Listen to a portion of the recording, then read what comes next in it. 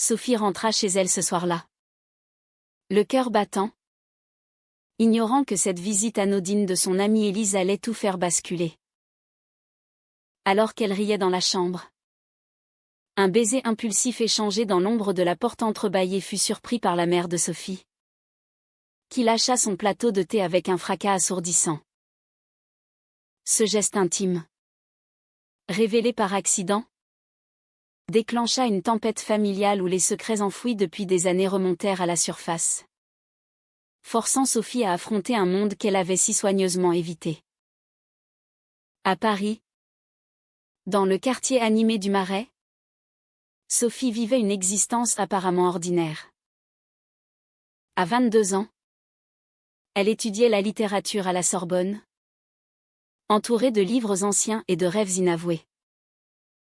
Sa famille, typiquement bourgeoise, avec un père avocat et une mère professeure d'histoire, incarnait les valeurs traditionnelles françaises, mariage, enfant, stabilité.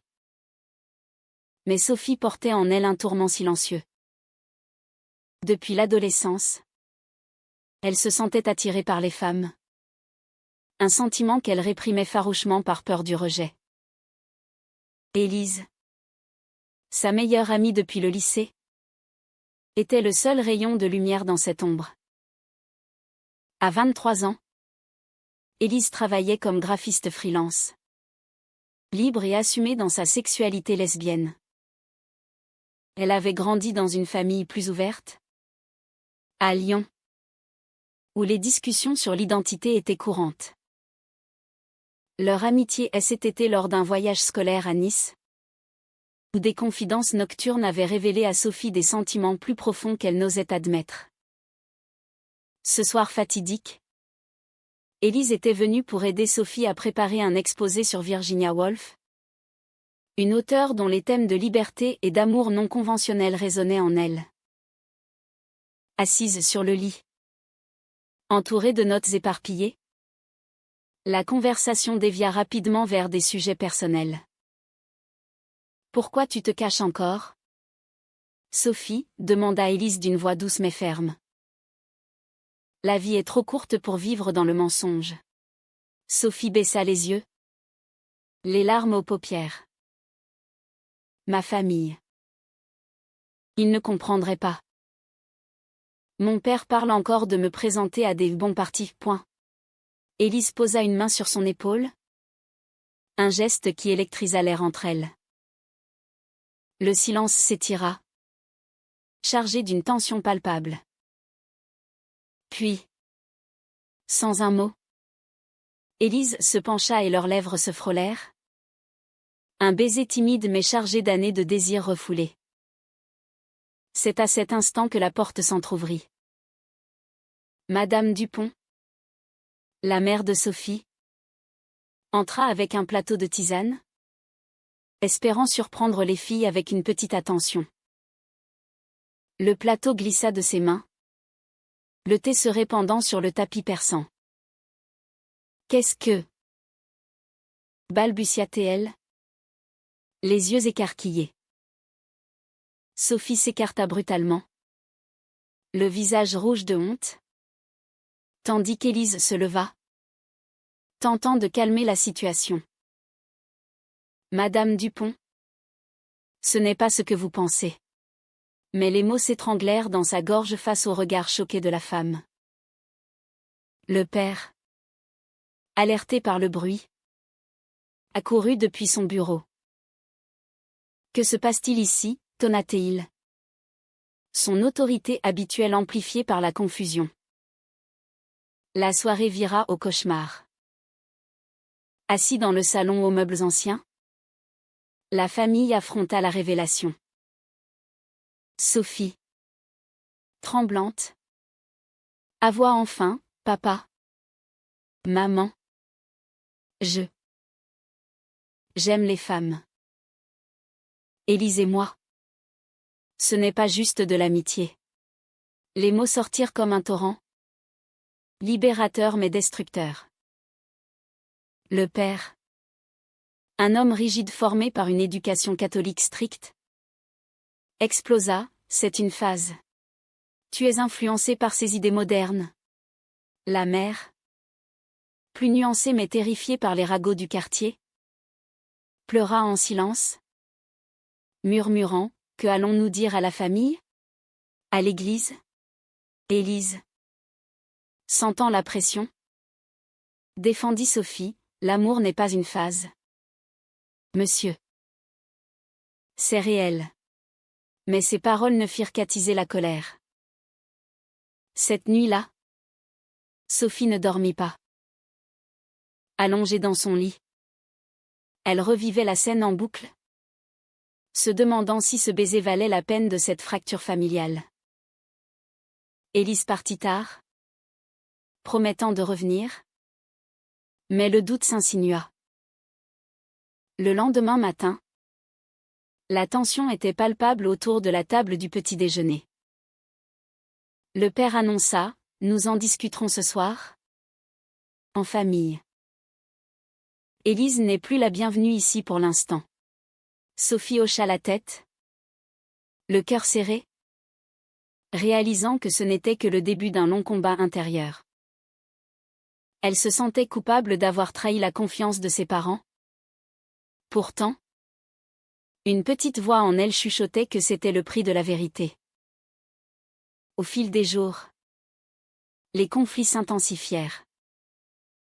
Sophie évitait les regards de sa mère, qui oscillait entre compassion et reproche. « Je t'aime, ma chérie. Mais pense à ton avenir, » disait-elle lors de conversations chuchotées dans la cuisine.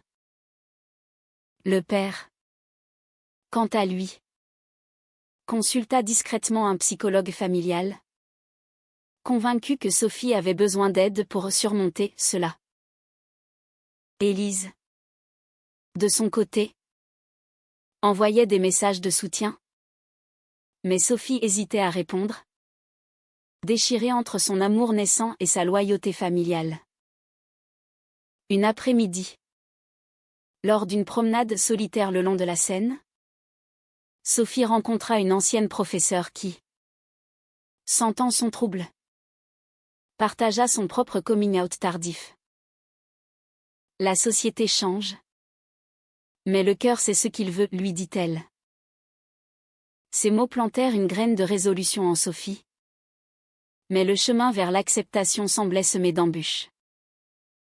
Bientôt, les rumeurs se propagèrent. Une voisine curieuse avait vu Élise partir en larmes, et les spéculations allèrent bon train dans le cercle social des Dupont. Sophie se sentit exposée, comme si son intimité était violée. Elle confronta ses parents. « Pourquoi ne pouvez-vous pas m'accepter tel que je suis ?» Le père répondit avec une franchise brutale, « Parce que cela va contre tout ce en quoi nous croyons. Tu nous forces à choisir entre toi et nos valeurs. » Ces mots la blessèrent profondément, la poussant à questionner ses propres choix. Était-ce égoïste de poursuivre cette relation au risque de détruire sa famille?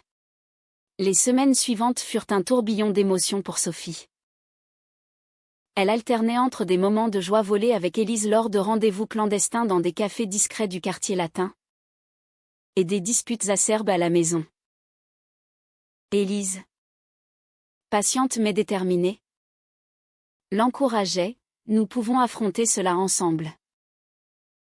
Tes parents finiront par comprendre. » Mais Sophie doutait.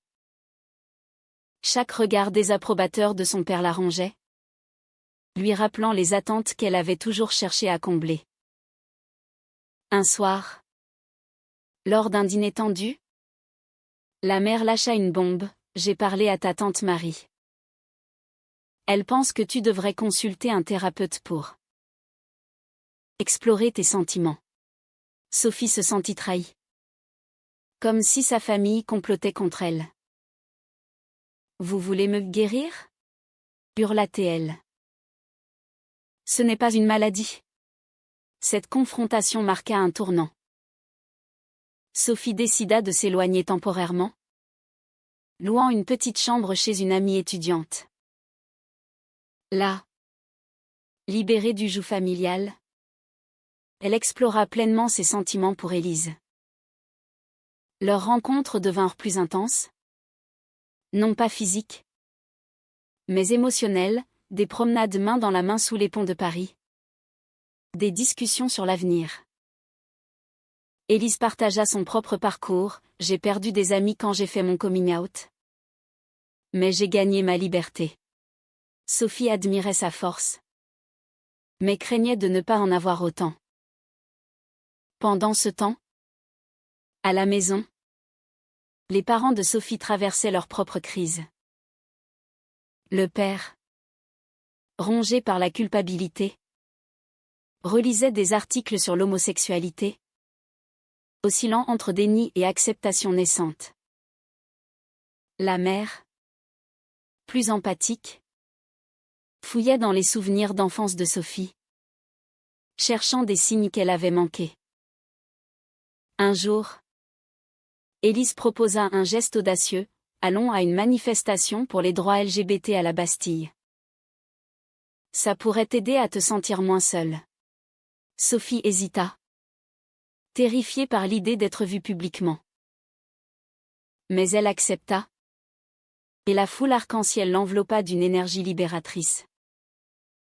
Pour la première fois, elle se sentit partie d'une communauté, non plus isolée dans son secret. Pourtant, ce choix eut des répercussions. Une photo d'elle et Élise, prise par un photographe amateur, circula sur les réseaux sociaux. Le père de Sophie la vit, partagé par un collègue bien intentionné.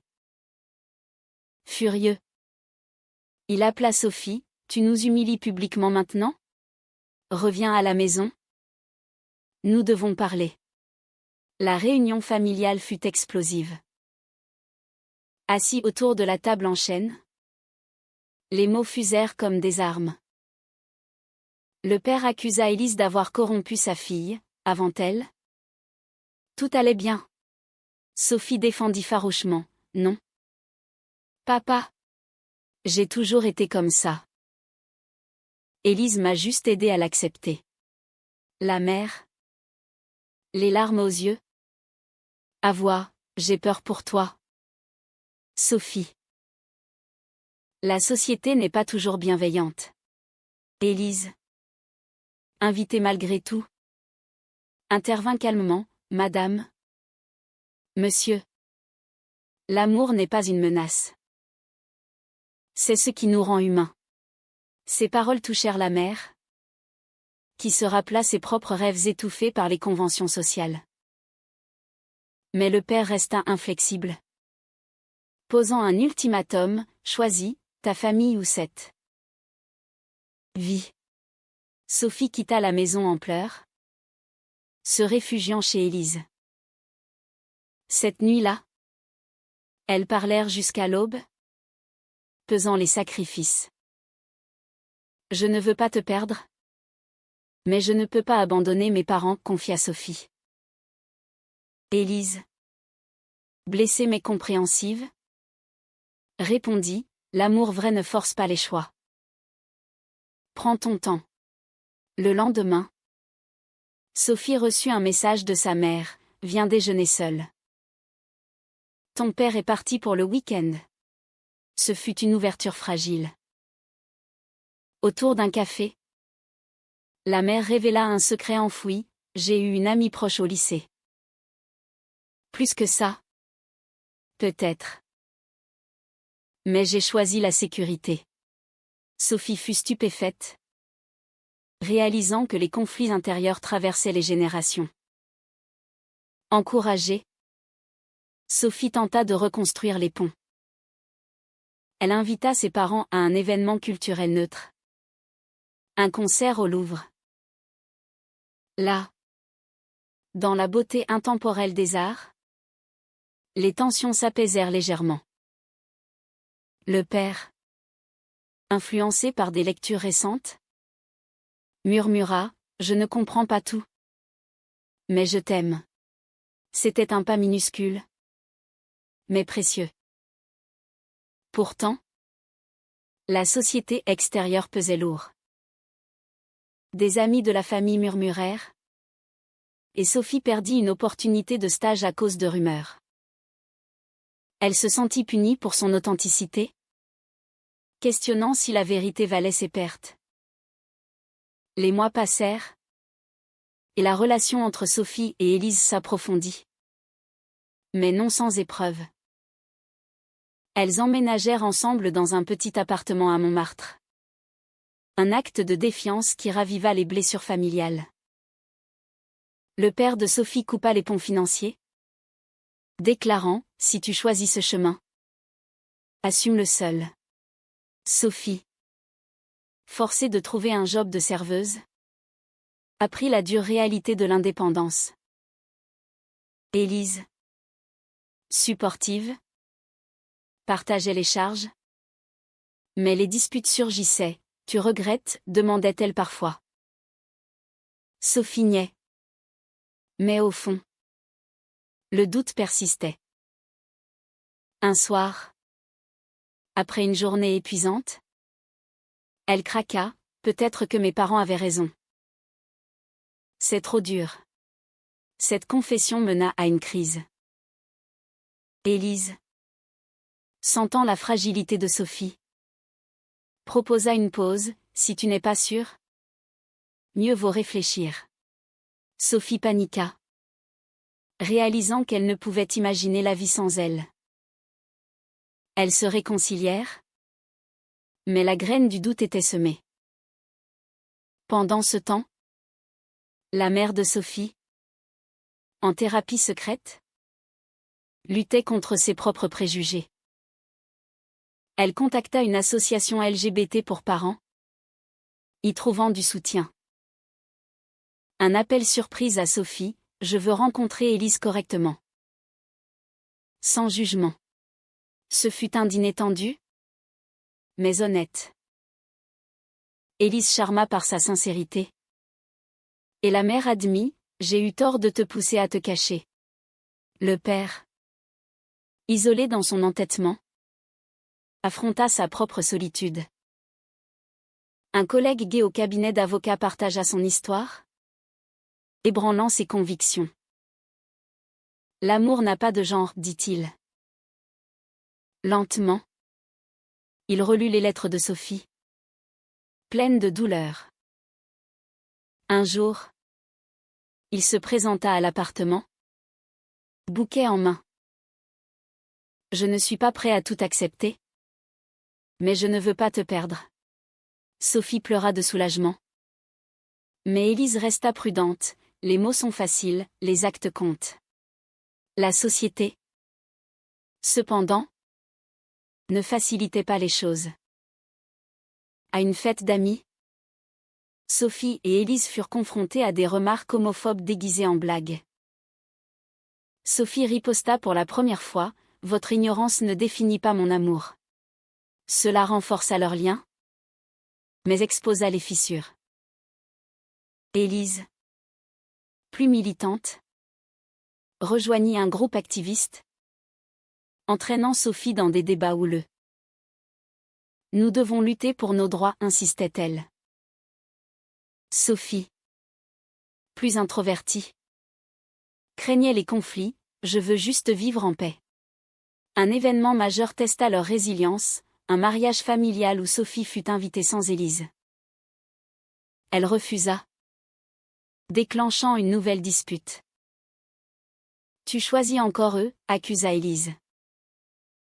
Sophie, déchirée, répondit, « C'est ma famille. » Elles se séparèrent temporairement, Sophie retournant chez ses parents. Là, elle trouva un père changé, lisant des livres sur l'égalité. « J'ai été aveugle » avoua-t-il.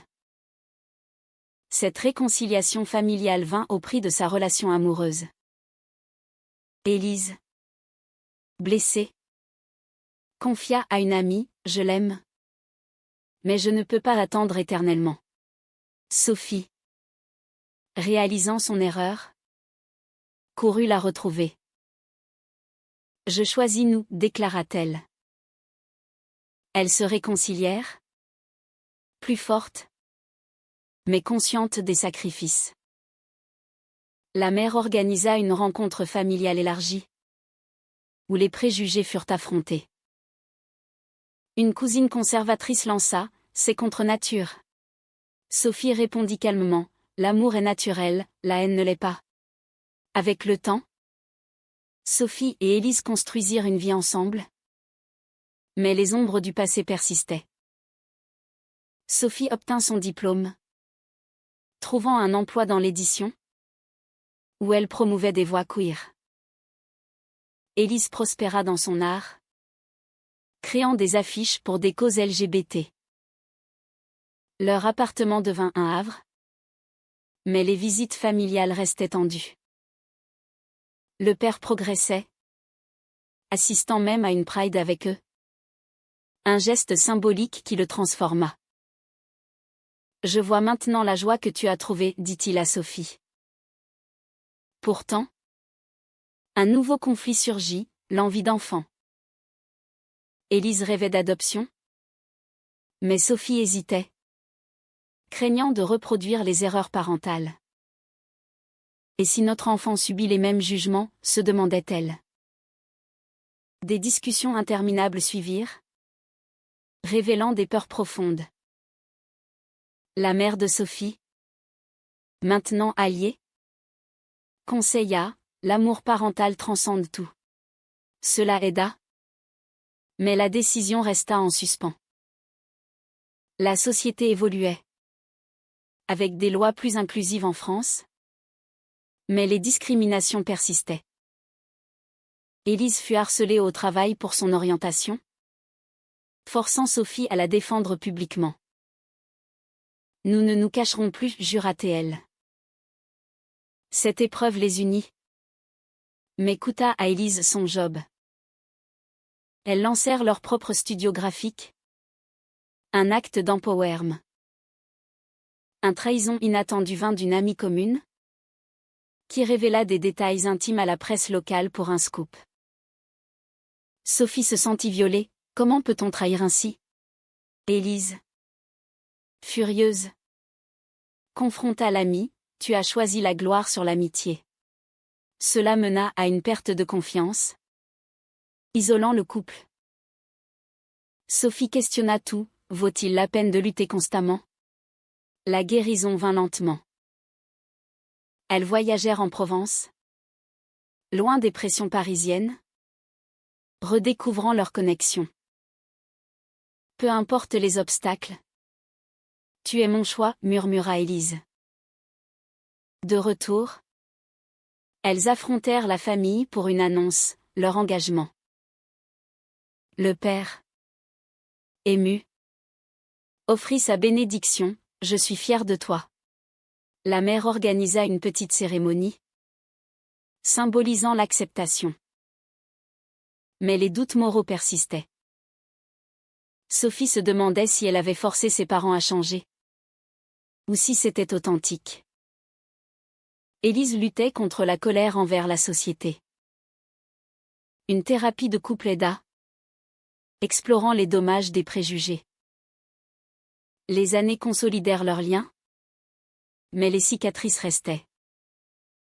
Sophie et Élise adoptèrent une petite fille, Léa, affrontant les bureaucraties et jugements. Vous êtes un couple non traditionnel, nota un fonctionnaire. Sophie riposta, l'amour est traditionnel. Léa apporta joie. Mais aussi défi, expliquer leur famille à l'école. Où des enfants moqueurs blessaient. Élise protégeait farouchement, nous leur apprendrons la tolérance. La famille Dupont s'unit autour de Léa. Le père, grand-père attendri, abandonna ses derniers préjugés. Elle m'a ouvert les yeux, confia-t-il. La mère devint militante, rejoignant des groupes de soutien. Pourtant, un scandale familial ressurgit, un oncle conservateur coupa les ponts, accusant Sophie de corrompre la lignée. Cela raviva les douleurs, forçant Sophie à choisir, ignorer ou confronter.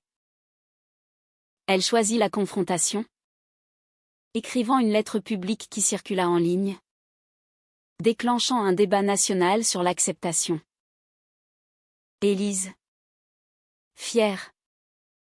Soutint, tu changes le monde. Mais le coup fut élevé, harcèlement en ligne. Menace. Sophie douta, ai-je mis notre famille en danger? Élise répondit, le silence est plus dangereux. Elles persévérèrent, transformant la douleur en activisme. À la fin, Sophie réfléchit sur son parcours, des secrets au triomphe, des pertes au gain. Elle réalisa que chaque choix avait un prix. Mais la vérité libérait. Élise et elle, main dans la main, regardaient l'avenir avec espoir. L'amour vrai justifie-t-il tous les sacrifices? Ou certaines traditions valent-elles d'être préservées?